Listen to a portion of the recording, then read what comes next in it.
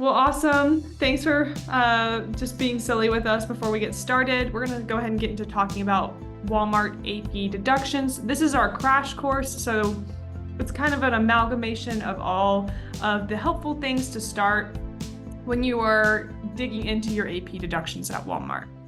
So joining us today is myself, Ali Trong. I'm on the SupplierWiki team. I help with research. And then leading today's content is the wonderful Melody Hayes. She is the VP of SupplierWiki. And fun fact, a lot of the features that you have seen on SupplierWiki are actually built and coded by Melody. So while she's, in her dream world being a writer, she could also definitely work on a dev team as well. So really excited for you to walk us through that, Melody. Our agenda for today is packed. What we're going to be covering is the just overview of AP deductions. If you're really new to this industry, this is a great place to start. We'll kind of cover those basics and the language that Walmart uses. Then we're going to get into the different deduction code types. There's a couple of different buckets that can mean different things that will help you understand how to prevent these codes as well as dispute them. And then we'll talk about the apps. There's lots of applications in Retail Link, as you are probably aware if you've been in that Walmart supplier portal. We'll talk about the ones you use for disputing, for understanding your AP deductions, and hopefully also pulling that proof documentation that allows you to understand and recover your revenue loss in the AP deduction space. And then we'll have time for some general questions and discussion at the end. And if you stick around about 5 minutes after, we're going to do a bonus product preview of how SupplyPike actually helps Walmart suppliers recover and not have to get into the Retail Link apps for disputing. Couple FAQs that we always want to cover in these webinars. First is, will you get a copy of today's slide deck? Yes, we always send a copy of the slide deck in PDF format, as well as a recording to your inbox in about 3 to 4 business days. And it is very advantageous, even if you can't make it to the live session. If you sign up, we'll send you that recording and that version of the slide deck. If you are unable to sign up, though, you can find them on SupplierWiki, or we can always, navigate you to the correct page for what you're looking for. Last thing on FAQs, what's the best way to ask a question? We have 2 tabs in the Zoom application. The Q&A tab has 2 speech bubbles. That's the easiest way for me to see your question and then tee it up to Melody. What we'll do for questions is if something is pertinent to the slide that we're covering, I'll go ahead and pop back on and ask Melody to answer the question. But for most of the questions, I'll save those to the end since we have a lot of Q&A time. And then if you're in the chat, that's just what we talked about, our favorite or the job we would want to have if we were not working in this industry. That's where you can just engage with the chat, share your information and kind of what you've learned as a supplier. We want to treat our webinars like a learning community. So if you have anything to share, we'd love to kind of see that and have a conversation about it here. And then lastly, if you're new to our webinars, we're SupplyPike.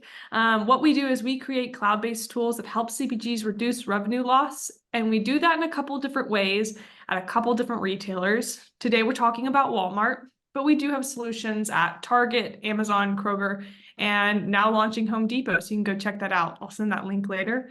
And we do that in a couple different ways. Some of the buckets that you may be thinking about at Walmart is AP deductions. That's something that we're talking about today. But we also have solutions for your post audits, for your compliance fines like OTIF and SQEP.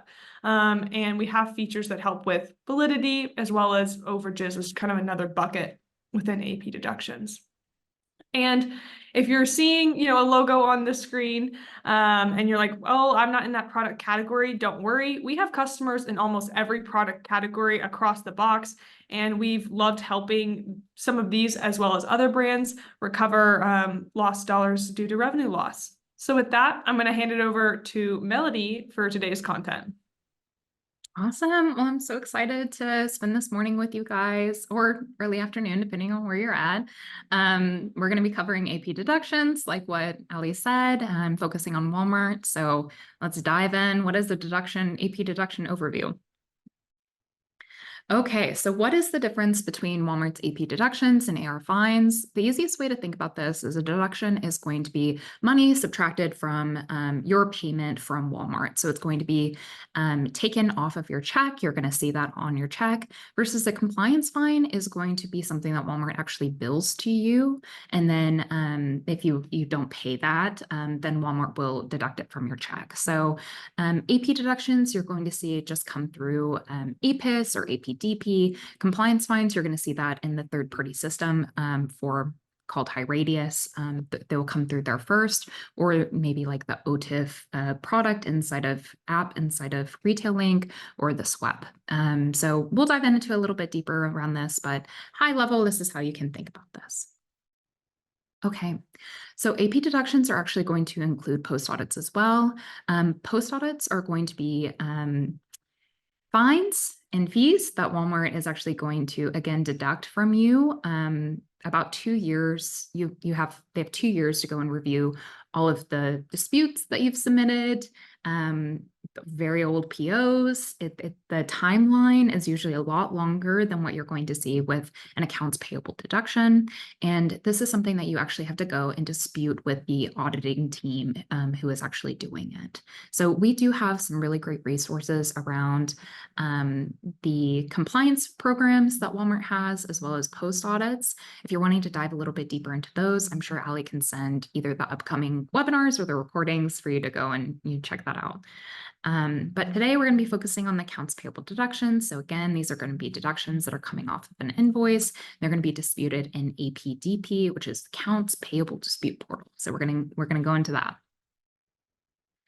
Okay, so let's go over what they are. So these actually are going to originate from Walmart's accounts payable department. So that is one unique thing.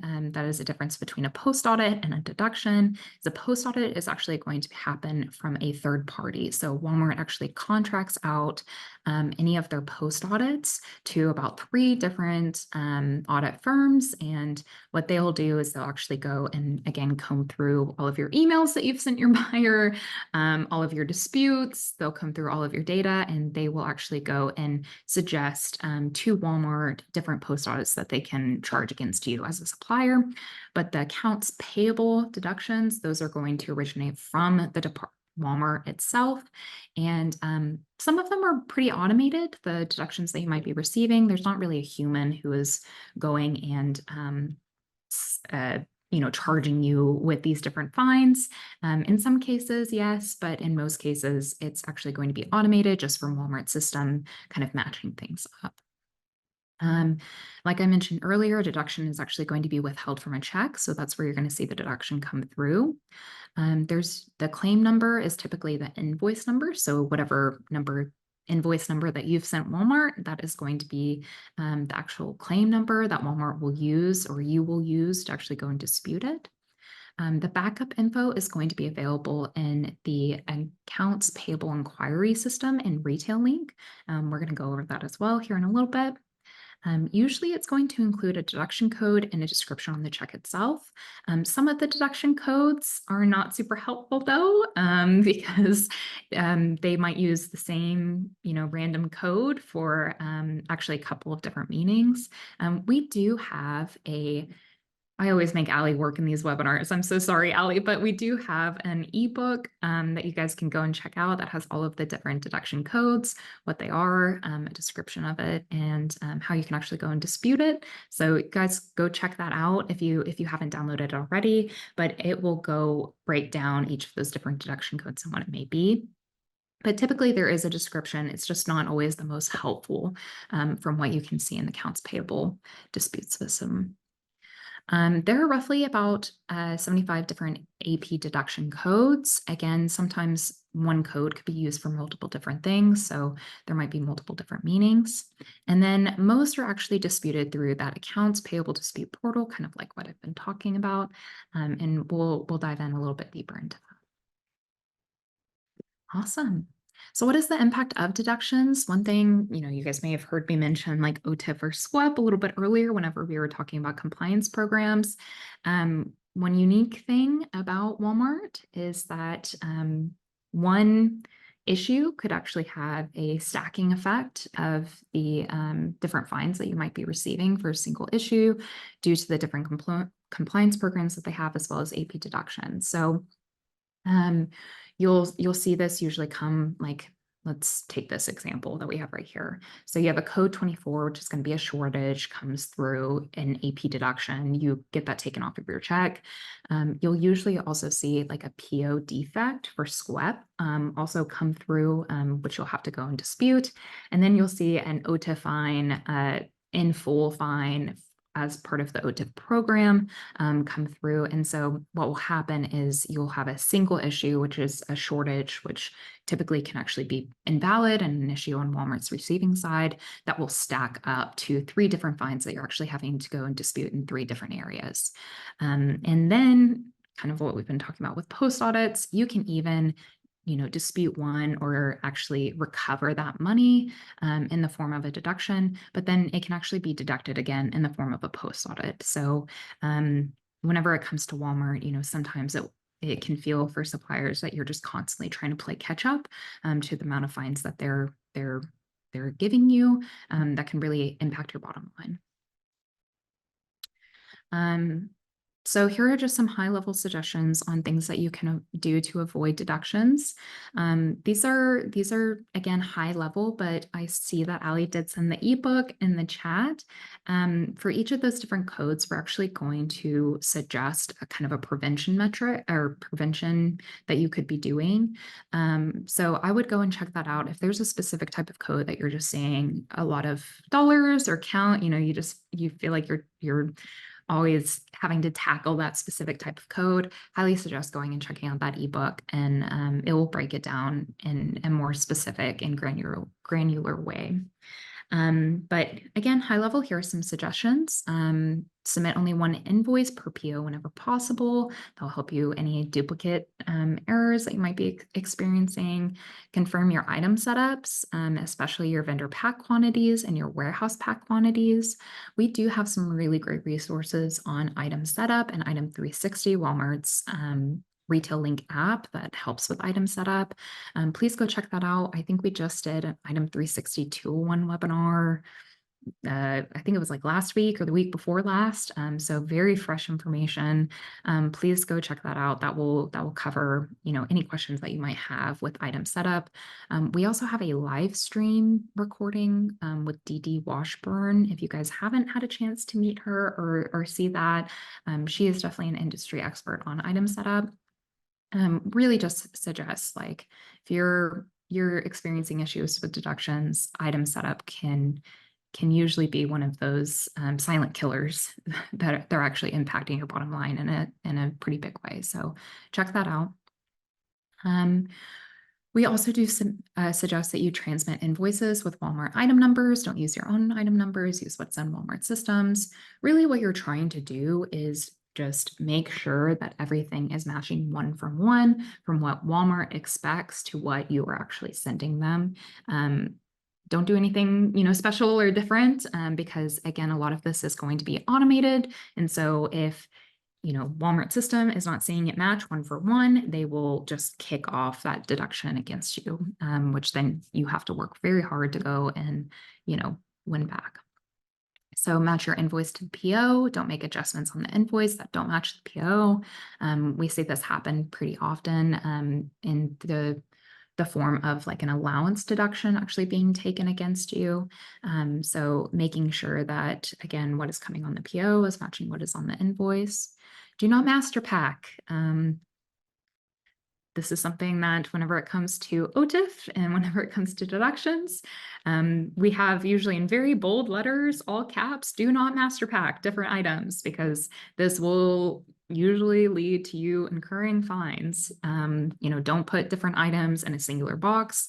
Unlike, the deduction system, receiving at the warehouse is usually done pretty manually, and you don't want to be in a situation where you're expecting for someone who is at the DC receiving your items to actually, cut open a box, because they're not going to do that. They're just going to assume that everything in the box is the same, which is going to lead to you having a few shortage or overages, even if you actually did ship the items that Walmart is expecting. Now, this last little tip that we have, I've heard from some larger suppliers or, just really any suppliers that they're tired of me suggesting this just because of how big their supply chains are. But we have seen this truly help, where you use different, stickers or imagery on your boxes in order to differentiate the different products. Shortages and overages are some of the most common AP deductions or, AP related to AP deduction issues that a supplier may be experiencing. And again, that's going to be caused by just the manual receiving that is happening at a Walmart DC.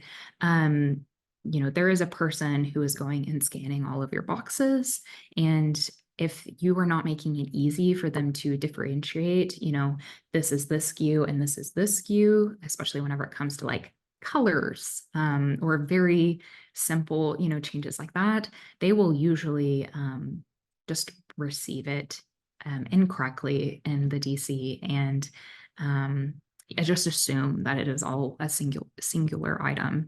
So doing this color coding or the imagery can really help for the people on the other side, just so that they know, okay, this is my blue cooler and this is my pink cooler, and this is how many items that I have. So hopefully that was helpful. Again, just high level, different suggestions, but go check out that ebook because it will go deeper into each of the different types of codes. Awesome. So now we're going to actually dive into a couple of the different types of codes and what you should do around these. So there's different categories that we've kind of bucketed for Walmart deductions. Those shortages, shipping related issues, these are by far the most common deductions that a supplier is usually experiencing. Again, that manual receiving errors on Walmart's side, most of these are invalid. They have a very high recovery rate.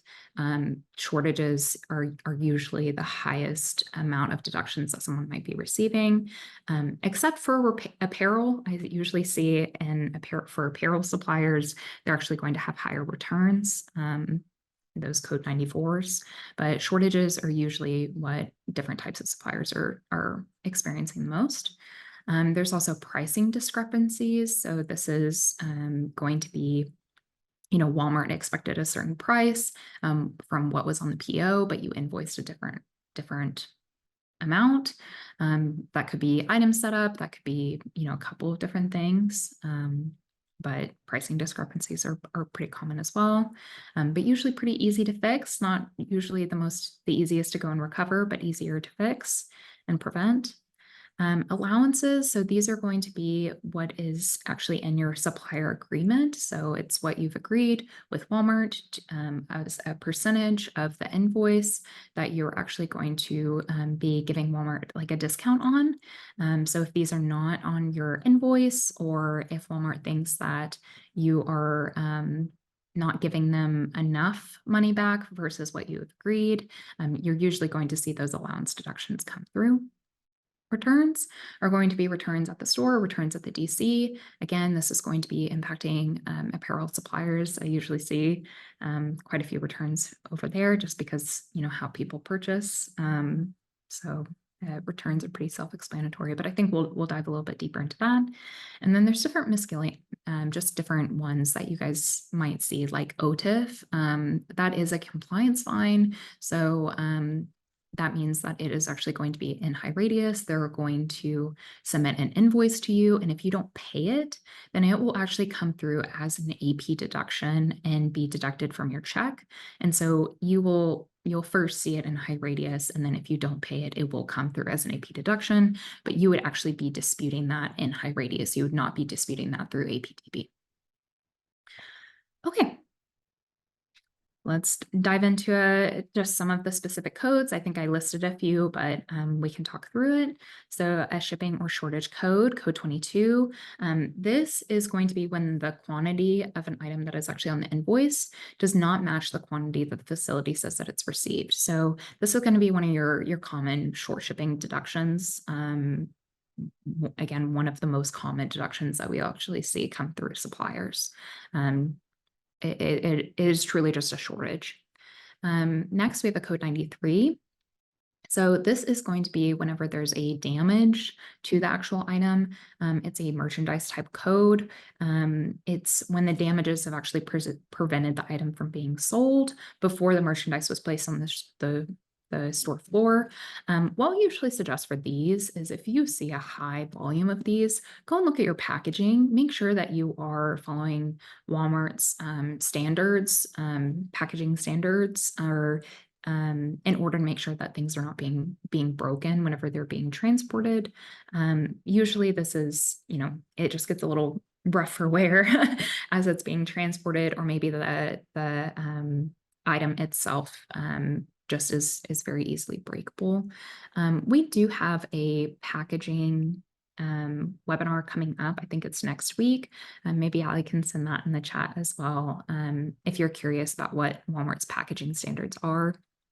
It's a very big document, and the SupplierWiki team has done a good job of kind of paring that down and making it more easily digestible. So I'm excited for that one. Awesome. So next we have a code 10. So this is going to be a pricing code. Again, this is going to be any discrepancies in allowances between the invoice and the PO. Make sure your invoice matches your PO. That's going to prevent a lot of these codes from happening in the first place. And then we have a code 59. So this is whenever an allowance is listed on the supplier agreement, but it's not actually included on the invoice. So that's Walmart saying like, hey, we agreed in our supplier agreement that you were going to give me a swell allowance of, 5%. And I'm actually not seeing that on the invoice. So I'm going to just deduct that from your check. Cool. So let's dive into this a little deeper. So for a code 22, that description that you're actually going to see come through in APIS and APDP is going to be goods billed, not shipped. And so what's happening here is, again, that manual receiving down at the DC, your BOL or your bill of lading was actually your BOL was stamped as received in full at the facility, that the invoice that was transmitted for quantities greater than what the facility claimed to receive. So that means that your BOL was stamped as like, hey, I have everything that was actually ordered, but then you've actually submitted an invoice for more units than what was actually on the BOL. So this is pretty easy to dispute. You just take your invoice quantity matching the received quantities, and you submit that together in APDP. So usually you're going to want the BOL, you're going to want your invoice, you're going to want your purchase order, and those are going to be the proof documents that you're going to actually go and submit. Kind of like what I've been talking about, these are the top 3 codes by dollar amount. So these are the ones that are costing suppliers the most amount of money. We see this as code 22s, that's the highest, code 25s. So this is going to be no merchandise was actually received from the invoice. This typically actually isn't a receiving error. This is actually usually an EDI error. If you are seeing a lot of code 25s, you're probably sending your invoice too soon. You need to be sending your invoice within 5 days of your MABD date. So basically what happens is Walmart will receive the product. They will receive the invoice, and they will hold on to that invoice for about 5 days. And if they do not receive the product within that time, they will issue one of these code 25s. So usually that's pretty easy to adjust. You update whenever you're sending that invoice to make it actually happen on the MABD date. Submitting it earlier is not going to make Walmart pay you faster, and usually is going to make you cause more work on your end to actually go and dispute these. So make sure you're sending that invoice whenever the MABD date is. And then for code 24s, this is going to be a carton shortage or freight bill shine short. So versus the code 22, which is meaning that you've actually invoiced, but your BOL is saying that everything is good. You've invoiced more than what Walmart says that they've received. A code 24 means that they have received the items, but they're saying that you're short on the receiving end. So they ordered a certain amount, and whenever they're receiving everything, they're saying that they didn't get everything that they ordered. Hopefully that makes sense. If you have any questions around that, the differences between the two, let me know. Awesome. So code 93s, this is going to be a merchandise return. So Walmart's expectation with these is that they're going to be disputed along with any of the other associated fees on the same claim. So that's going to be codes 44, 60, 75, and 120. You're going to want to check your supplier agreement for these four different areas that could make the claim invalid. So these are going to be the defect allowance, the responsibility, the failure to return, and the pricing are going to be what you're going to check in your researching phase in order to determine the validity of this. So your defect allowance, this is going to be on your supplier agreement, showing how much of an allowance you're giving for defective merchandise. You're going to want, in order to prove that this is an invalid claim, you're going to want to have documentation showing the total cost of the defective returns to date versus the amount paid in your defective allowance.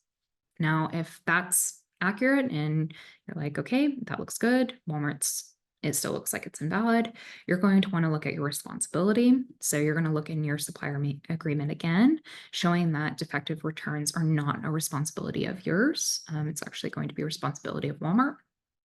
If that's accurate and you're like, still looks invalid, you're going to look at failure to return. So again, looking at your supplier agreement, showing that your defective goods must be returned to you as the supplier, and then you need a statement showing that the goods were actually never received. So, Walmart said that they're going to be sending those back to you and you haven't received them. Usually in supplier agreements, I will see that any like food items or glass, usually those are not going to be sent back to you. Those are going to have to actually be destroyed. So this can make it a little difficult for you to go and fight them. Pricing. So lastly, if you've had defect allowance, responsibility, and failure to return, you're going to want to check your pricing. So make sure that your actual cost of the item is less than the cost deducted per item on the claim. Once you have all four of these things, you can actually move forward with disputing that code 93 with the codes 44, 60, 75, and 120. Ooh, that was a doozy, huh? Okay, let's go to the next one. All right, so now we have code 59. So these are going to be the swell and defective goods allowance. This is going to be those allowance codes that I've been kind of talking about, also known as DM or SW. So usually what this is going to be negotiated by your account manager or whoever is talking to your buyer to help kind of defray the cost that is involved with handling defective goods. So this is just an expectation that Walmart has of its suppliers, like, hey, we're going to have defective goods, and therefore I need a certain amount of discount on all of my checks, or what we pay you in order to help, lower the cost that they're actually assuming. And so this percentage is hopefully negotiated to the point where it's adequate to cover all of the defective good markdowns or the additional claims that will be filled. Usually what this looks like is just a percentage applied to the total amount of all POs generated. So this is going to be on all of your purchase orders, should be there. Again, you're going to want to make sure your purchase orders and your invoices match up from what is actually on your supplier agreement, and then you should be good to go here. Okay. I think this is the last one we got. So disputing code 10. So this is going to be price difference, one of those pricing deductions that we've talked about. This is whenever a price difference as documented. So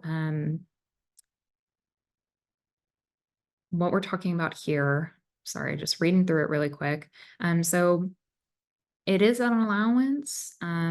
These aren't usually considered for payback. It is still possible to dispute if they're just taking these willy-nilly.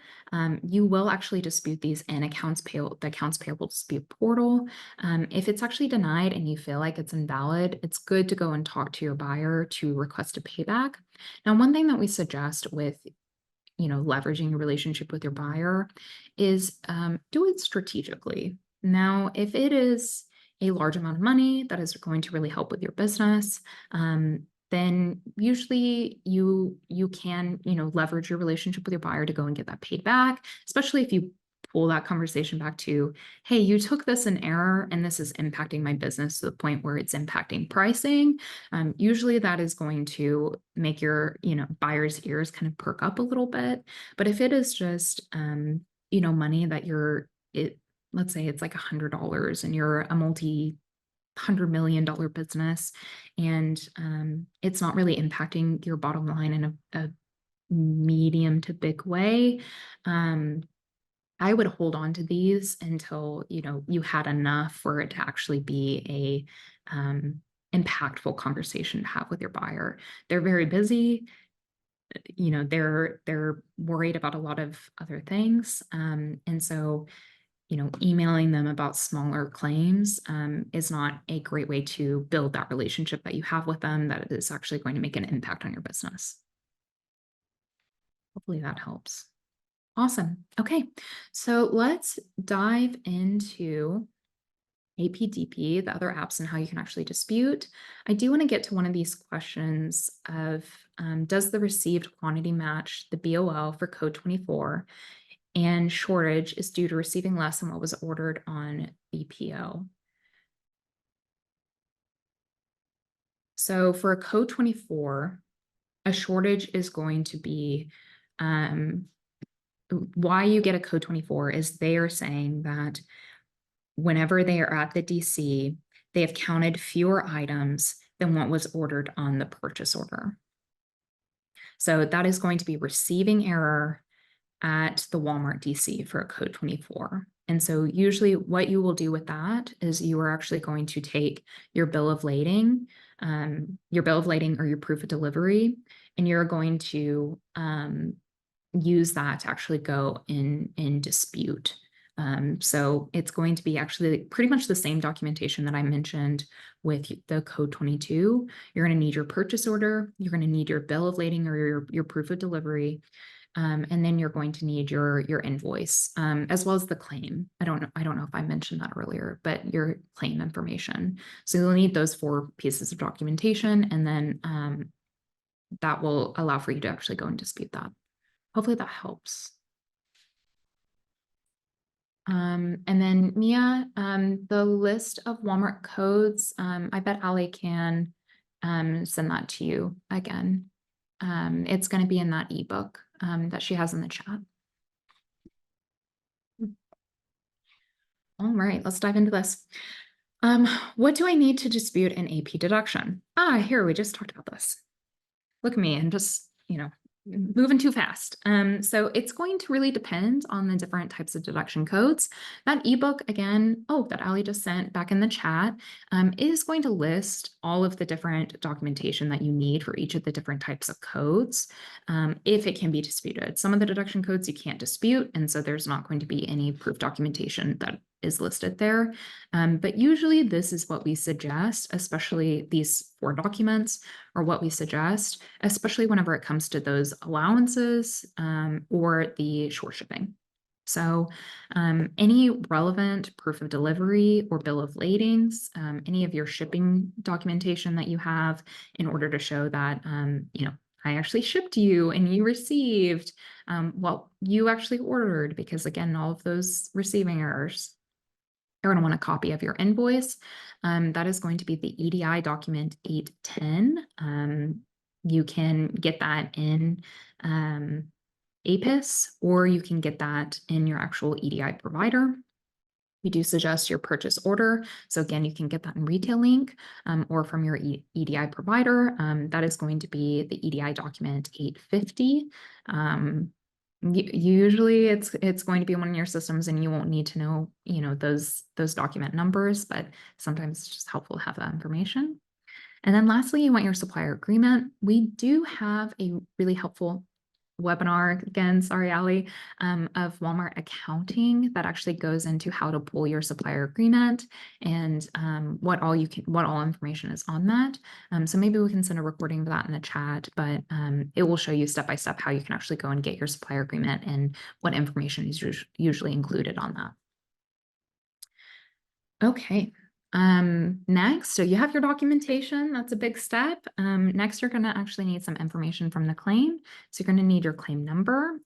Usually, if this is related to an invoice, the deduction is related to an invoice, your claim number is going to equal the invoice number. You will see that claim number on the documentation that Walmart sends to you in order to get that deduction. Next, we have the claim date.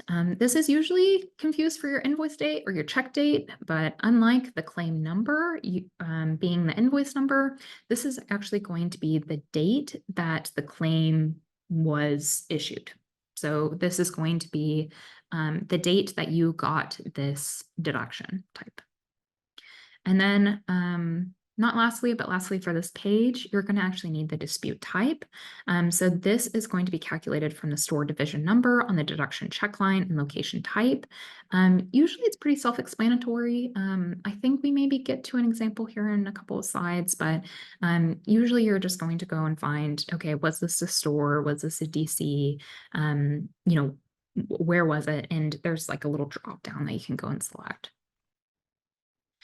All right, next we have the claim code. So those are all the different deduction codes that we've been talking about, that like code 22 and code 24. That's what this is here. Within a given claim, you're always going to want to dispute those like claim codes and dispute those together. Dispute like things together. It's going to make your job easier and make it easier on the Walmart side. And then disputed amount, you are going to want to dispute the full claim amount, even if you are only think that part of it is invalid. Walmart is usually going to reject that dispute whenever the dispute amount does not match the actual claim amount. Again, this is one of the areas that Walmart does have some automation in order to approve or deny any disputes that are coming across from a deduction. And so if things are not matching one for one, the Walmart system usually will just say, nope, I'm rejecting this and I'm sending it back. With Walmart, you do get 3 tries in order to go and redispute something. And usually Walmart will actually put in their rejection reason why they rejected it. So just if they reject it, go check it out, see why they said that. But usually it's best to actually go and dispute. It's not even best. Go and dispute the full claim amount, because I've also seen the inverse of this happen where you're only going and saying that part of this is invalid and the other part is actually valid. You go and dispute it and Walmart actually gives you the full amount back. The only thing to be wary about with that is you sometimes will see that come across as a post audit again.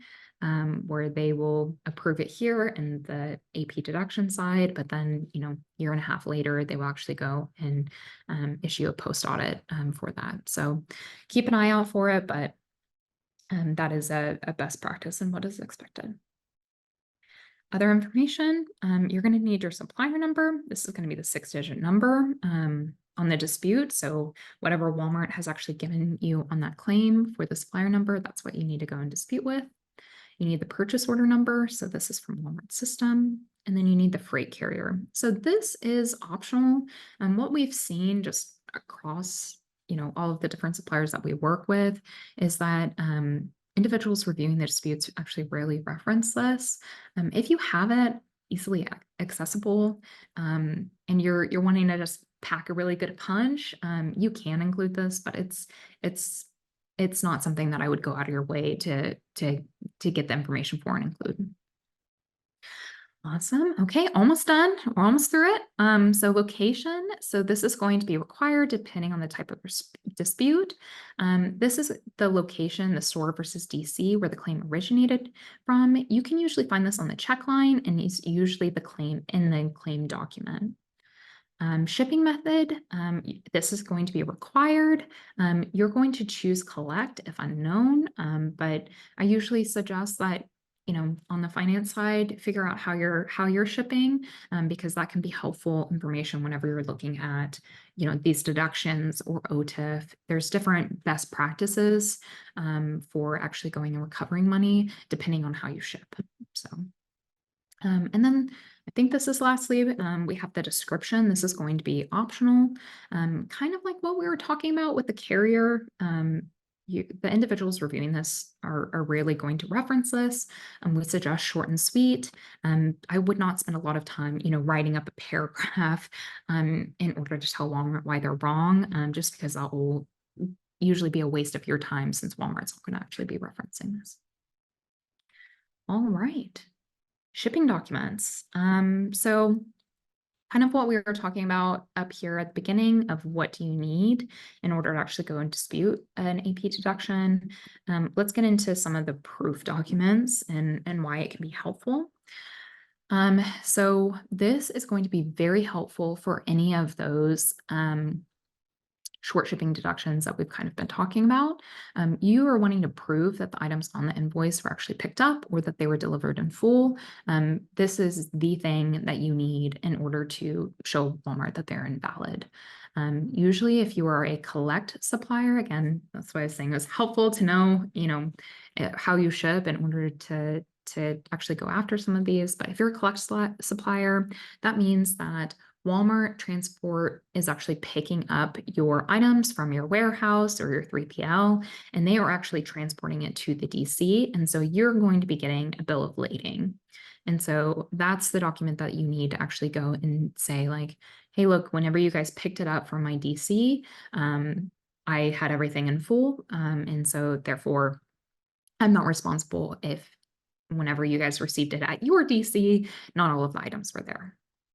If you're a prepaid supplier, meaning you use your own transportation, you don't rely on Walmart transportation, you're going to need that proof delivery or that drop trailer stamp. So your proof delivery is going to be the document that at the DC, the Walmart DC, they stamp. Usually it's a stamp and a sign that says, I've received all of the items in full or I didn't.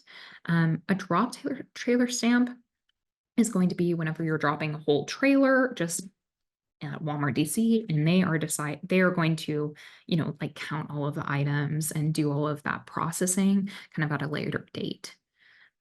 So you'll need either of those documents, depending on how you're shipping, in order actually to go and dispute this. Okay, let's get into these steps. So this is a handy dandy little flow chart. And we definitely simplified a lot of this in order to make it into a pretty flow chart. Usually what I will see is one deduction takes about 30 minutes, 15 to 30 minutes, depending on the complexity in order to go from A to B. Sometimes it can take longer if you don't have, if it's a shortage deduction and you're waiting on the proof documentation. There's a lot of like stops and starts depending on the document repository that you have in order to get any of those proof documents. So high level, here are the steps. You're going to want to define the time period. At Walmart, you only have a 2-year window to actually go and dispute deductions. Anything past 2 years is going to be considered expired. I usually suggest going after the oldest deductions first, just because you don't want to be losing money, leaving money on the table just because the deduction's expired. We suggest that you actually go and prioritize the different type of deduction that you may want to dispute. This is just kind of a best practice after, doing it for working with a few hundred suppliers.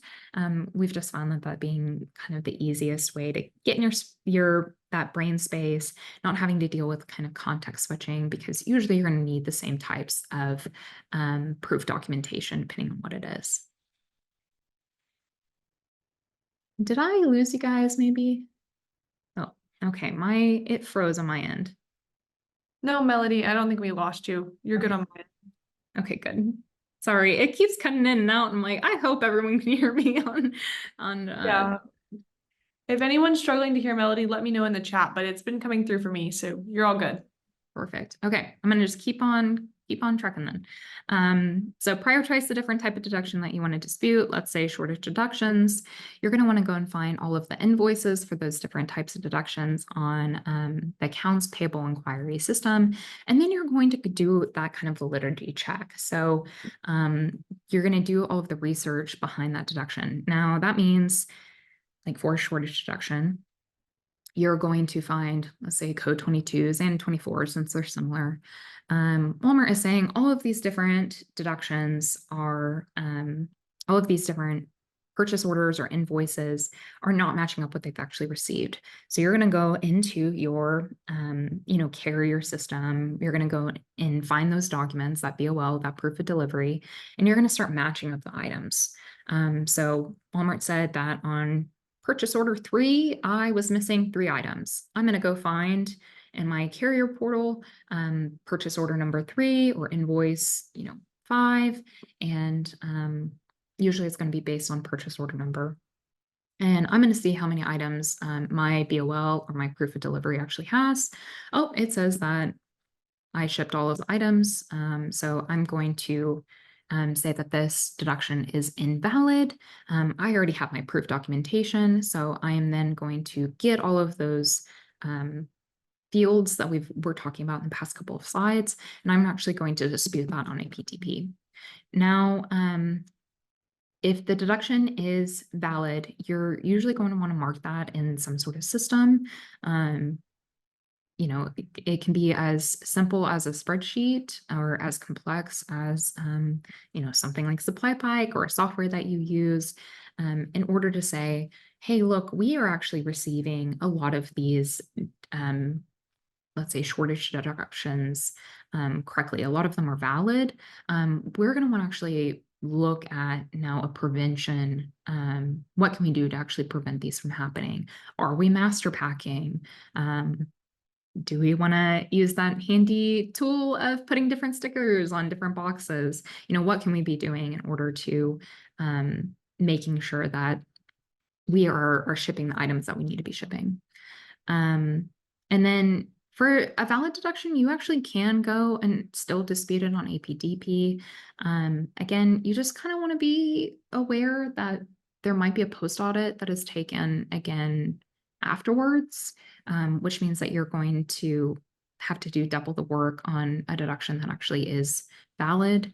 I've seen suppliers do it either way. It really just depends on what you have time for and your strategy when recovering, any revenue that you might be losing. And then no matter the case, you're going to want to save any of that documentation later for any additional claims or audits that may come through. Post audits are a doozy and just a doozy to deal with. So awesome. Okay. So let's talk about the different tools that you're going to be using in Retail Link. If you guys are new to Walmart, Retail Link is the system that Walmart has for all of their suppliers that you can access the data and do different actions. So the different tools that we suggest you use is the accounting scorecard. This is a good temperature check of the different invoices. You're going to want to use this in order to measure your invoice accuracy through the invoice match and EDI accuracy. This is just something that we usually suggest if you're seeing a lot of deductions come through that are saying that your invoices are inaccurate, but you don't know why it might be marking it as inaccurate. The accounting scorecard could be a helpful tool that you can leverage in that case. APIS, the Accounts Payable Inquiry System. This is where you're going to have all of your invoice and claims information storage. So, all of your money is going to be flowing through this.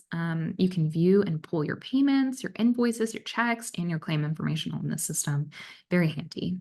And then lastly, we have APDP. That's the Accounts Payable Dispute Portal that we've been talking about. This is where you're actually going to go and dispute any of those deductions that you're receiving. This is where all your execution is. This is where you're actually going to go and recover some of your money. Okay, how to spot a Walmart deduction. So this is a check oh, sorry, this is a claim. And what we're looking at here is we have, hopefully you guys can see my mouse, but we have those code 22s right here, and we have that description of merchandise billed but not shipped. You can see the claim amount, so how much they're actually deducting from your check. You can see the claim quantity, so this is going to be the number of items that they're saying that they haven't received. This is the item number that they're saying that they haven't received. And then we also have the PO number up here. We have the invoice date that it came through. This is the total claim amount. This is the claim date. So again, this is going to be the actual thing that you go and dispute. And then we have the actual claim number, which is usually going to be your invoice number on your side. Here's your vendor ID or your 6-digit vendor. Here's that claim number again. So yeah, hopefully that's helpful. This is a breakdown of what that will look like in Walmart's system. And then this is the accounts payable dispute portal that I've been talking about. So just some things to know. Walmart used to use something called Direct Commerce. It was a third-party system. This is going to be for all of your deduction codes that are, gosh, what, 2-3 years old, Allie? I can't even remember when we made the switch. Yes, there was a switch from direct commerce. I believe it was like 2020 or 2021. So there may still be, we still have suppliers that we have seen in the past that have had, some lingering ones. Everything should be shifted over to APDP. We want to include that in case there is some kind of historical case that you may have. Sometimes post audits can reach back pretty far, but the rule is there shouldn't be any historical data that you'll need to refer to in direct commerce at this point. It should all be in APDP. Yeah. Unless you're wanting to look for, thank you, Allie, for things that are like 4 years ago. All of the information should be in APDP, but if you're looking for something, you're like, where is it? Why can't I find it? It might be in direct commerce. So just something to help to make note of. Genpact is actually still reviewing disputes. So that Genpact is actually going to be the third party that Walmart uses in order to, the person that Walmart uses to actually go and review your disputes. We have a very strong inkling that some of these deduction codes, the approval or the denial is automated just because of how quickly they will actually be approved or denied. We've seen some come through. I think it was like in 7 minutes, something was approved and denied for a lot of these code 22s and 24s. So that gives us a very good inkling that, okay, some of these might be automated, but if there is a person who is reviewing it, is actually going to be on the third party company called Genpact. So just something to make note of there.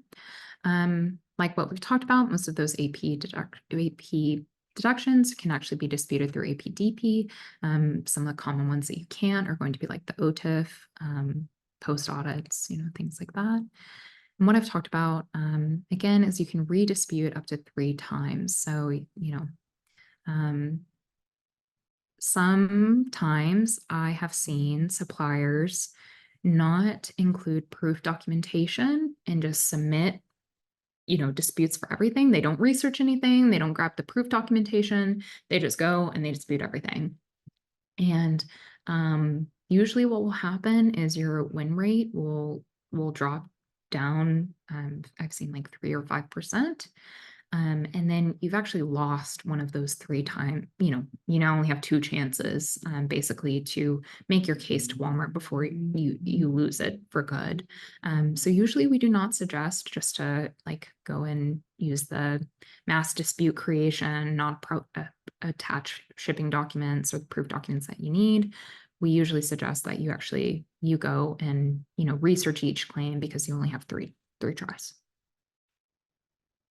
There are different types of disputes in APDP. So we have invoice-based disputing, which is where you're going to dispute the entire invoice, mostly what we've been talking about here today.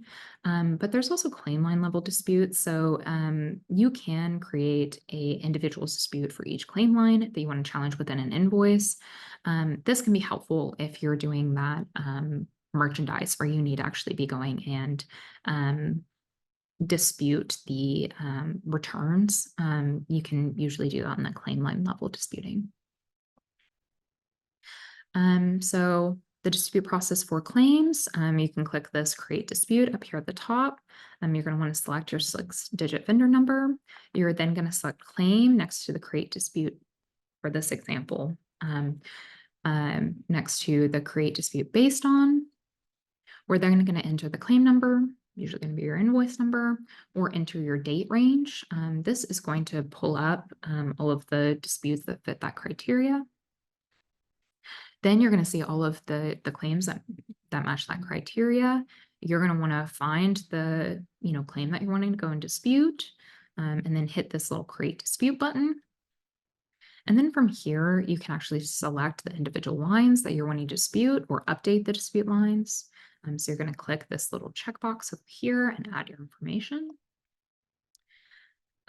Certain claim codes, kind of like what we've talked about, certain claim codes are actually required to be disputed together if they occur on the same claim line. So make sure that you do that. You will get a little error if they expect for that to happen.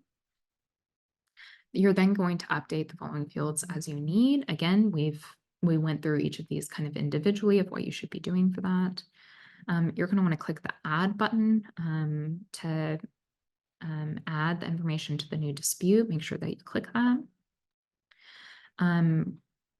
Please attach your proof documentation, kind of like what I suggest. We see win rates go from anywhere from like 80% to 5% if you do not include your proof documentation. So again, you're doing a lot of work for something that most likely is not going to get approved. And then once you've added all of your information, all of your documentation, you're going to click the next button. You can still go back and edit the claim by hitting this kind of previous button. And you can also use the save button to create a draft and return to it at a later time. Drafted disputes are only going to be saved for about 14 days. If you don't submit the dispute after that time, it's going to cancel the dispute. So make sure you come back to it. And then finally, hopefully you're done. You're going to click that submit button to submit the dispute for review. A little pop-up window is going to appear and it's going to show your dispute case numbers, your dispute numbers. So you'll see that. So this is just a little benchmarking. We are at time, and I'm sorry, you guys. I talked a lot today, but I'll keep on going if you guys have time to stay with me today. But this is the average payback time that we usually see. So about 49% of the disputes are going to be approved within about 7 days. Again, a lot of these are going to be those automated ones that I was kind of talking about earlier. So the ones that Walmart's just matching up one for one. Then the majority, or a slight majority, is actually going to take about 45 days to get approved. And then the majority of deductions are actually going to be repaid within a week of them actually being approved, but only about 2% of them are going to take longer than 14 days to be repaid. So you're going to want to, if you're not seeing that come across on a check, your repayment, you're going to want to go and check, submit a little ticket with Walmart to say like, hey, where's my money? Because I was approved and I haven't actually seen this get paid back. The total average time from submitted to paid is usually about 51 days. These are the dispute review timelines. So I don't know if you guys are familiar, but Walmart did get rid of their settlement program, which is where it allowed for a lot of suppliers to actually kind of like bulk submit cases where they would dispute everything within a certain time frame and come to a negotiation. So they got rid of that probably a year and a half ago. And since then, Walmart has been dealing with a lot of deductions and they're a little backed up. So this is what the kind of this chart is showing. This data is a little bit old. I believe it came from September. So you can see that, in September, they were still working through some deductions that were almost a year old, about 10% of the deductions. What we have seen recently, just in the past couple of months, is that Walmart has actually sped up. So they're actually getting through a lot of their deductions fairly quickly. We're going to probably have some announcements around that or some data around that here for you guys in a little bit, but I will say that this is even kind of out of date based off of some of the more recent stuff that we've seen. Cool. Disputing for collect suppliers. So for collect carrier claims, so for Walmart, you know, like what we've been talking about, you usually have about you have 2 years to go and dispute something. But for collect carriers, you usually have 9 to 12 months. Because after that, Walmart is usually going to deny them. You're going to want to watch out for any of those claims that are created at the tail end of that disputing window. Our best advice for you is actually to stay up to date on those collect disputes so that you can avoid running into that issue. This date also, to make note, is after the merchandise is delivered. So that's when your clock starts clicking. Okay. Here are the dispute windows for some of the collect carriers. So you can see most of them are that 11 months and 15 days, but we have some that are shorter than that. Again, we'll send this deck afterwards that you guys can go and check out. Don't feel like you have to go and screenshot this. Okay, I'm going to skip over this just for the sake of time.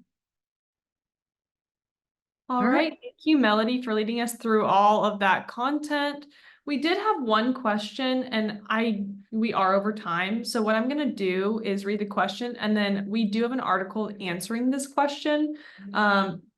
Usually you can find something on SupplierWiki that will answer your question if you use our search function. And if not, you need to let us know so we can write an article to answer your question. Let me have that pulled up. Alexia asked, how do we get a receiving BOL? Walmart Transport picks up our facility and they sign SLC or shipper load, shipper count. So I'm sending that article in the chat just for the sake of time, unless Melody, you want to add anything to answer that. I think that article is a great resource. I would check that out. It's going to walk you through everything. Perfect. And a perfect slide to end on. These are some of the ebooks. We shared one of these. We have so many in our resources tab on SupplierWiki, so go check those out. They're all free. Just have to download them, and they're a wealth of knowledge. All right. And then if you do have other questions, if we didn't cover something and you can't find it on SupplierWiki, please let us know. We'd love to point you in the right direction, get you content that you need or education that you need, or reach out to us at supplypike.com. We'd love to help. Perfect. So I am now going to, can you guys see my new screen? Yep, we can see it. So if you just wanted to stay on for the content, we totally understand. If this is where you hop off, then we'll see you at another webinar. But Melody's actually going to walk us through SupplyPike's product for Walmart and how it helps suppliers with their deductions. Thank you, everyone. If this is where you jump off, but I'll dive into how SupplyPike can help you with any of your deductions. If you're looking at that presentation and you're saying, oh, this is a lot and it's a little overwhelming. Our software is built specifically for suppliers in order to help them, recover revenue. And we like to say, get paid and get better. So do all of those steps, take a lot of the guesswork out of it, a lot of the manual work out of it. So that's why we built the software. So I'm going to dive into our deduction list. So if you're dealing with AP deductions from Walmart, Amazon, Target, Kroger, this is usually going to be your kind of like home base for going and actually disputing those. So I'm going to take this code 24 that we've been talking so much about. We can see it's not disputed. I'm going to click on this. And I have all of my information here that I was talking about you needing in order to actually go and dispute.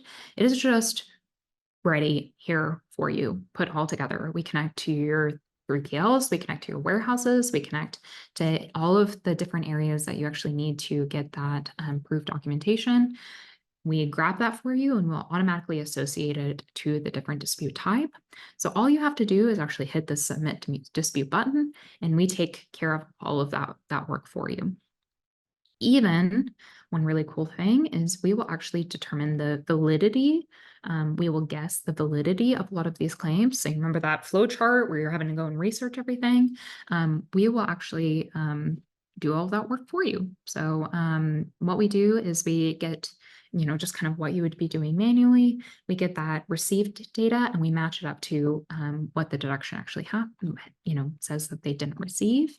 And so what you can do here is you can actually say, I want to go after all of the invalid, likely invalid.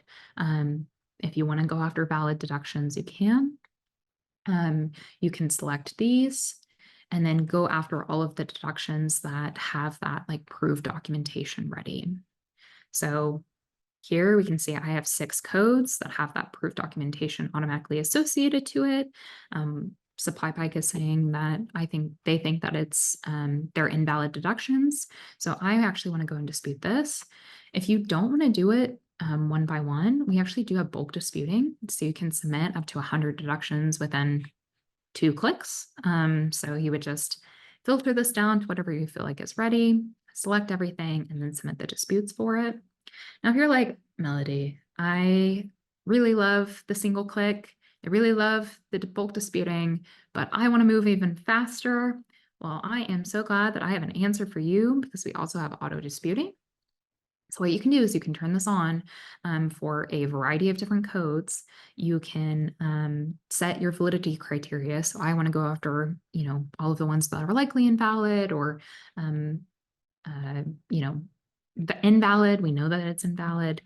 You can set a minimum or a maximum amount. So I want you to go after all of the ones that are SupplyPike. I want you to go after all of the ones that are under $200. Anything over $200, I want to look at manually. You can set all of that up here and it will, as soon as we have that proof documentation ready and associated, it will just go ahead and submit that dispute for you. So you don't even need to go and do that bulk disputing. It will do it automatically for you. One other thing that I want to make note of here is we do have a lot of resources for our customers on what our features are, how it works, how we determine what is valid, what codes can actually get like a validity judgment.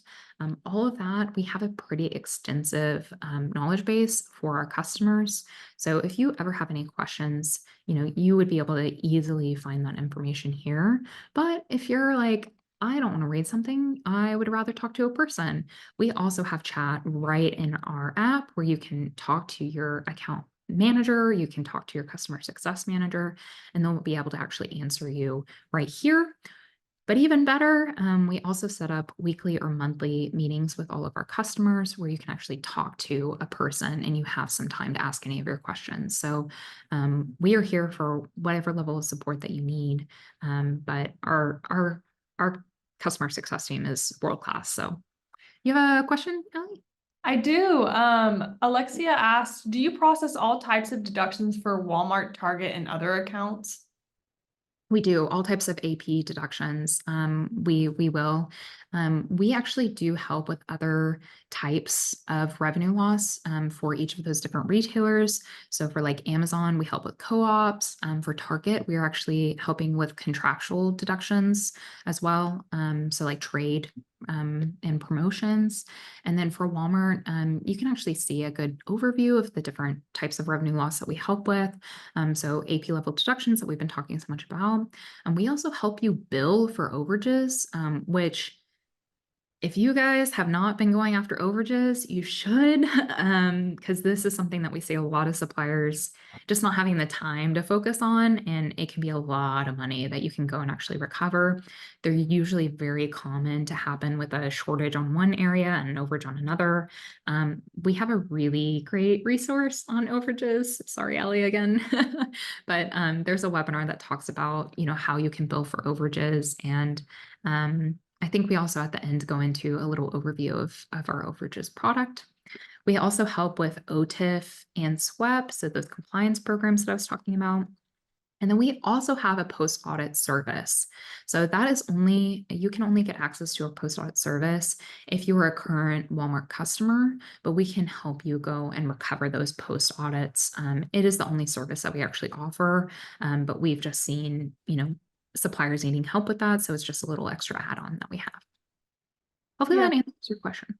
Yes, and I know that this is a really quick and dirty overview. I sent the link if you want a demo where someone can actually go in and like tell you about how it affects your category or your size of business and like look at your actual data. I sent that link in the chat. Perfect. Yeah. We do a free little business case analysis where we will actually, across any of the retailers that you're wanting to examine, it's completely free. We can connect your data, pull it in. It usually takes about 2 days for us to, from the time that you integrate to when we have it ready for you.